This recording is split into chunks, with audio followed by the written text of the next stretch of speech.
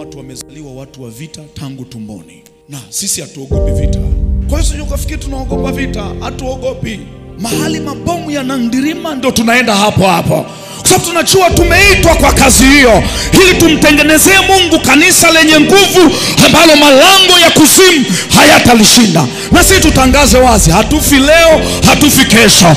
Hata kama kuna wajumbe wa mauti, tunachojua Bwana hatatuokoa na mabaya 6, naam hata yakiwa 7 hatatuokoa nayo. Hatatuponya na mapigo ya ulimi. Tunaishi kwa sababu Yehova anaishi. Ukitaka kutuondoa, hakikisha umemwondoa Mungu wetu kwanza. Lakini kwa sababu Mungu wetu yupo hai na sisi tupo hai leo, tutakuwa hai kesho.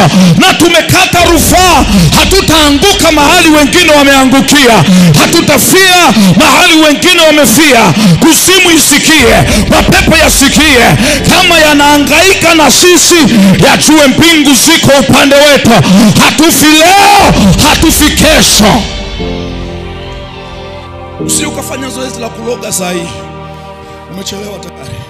Tushavuka hiyo level ya kwanza kuacha kulala kwa sababu kuna wachawi nje. Kwa mimi siingie ofisini sasa nikiogopa nani amekuja na ilizi, njoo nayo.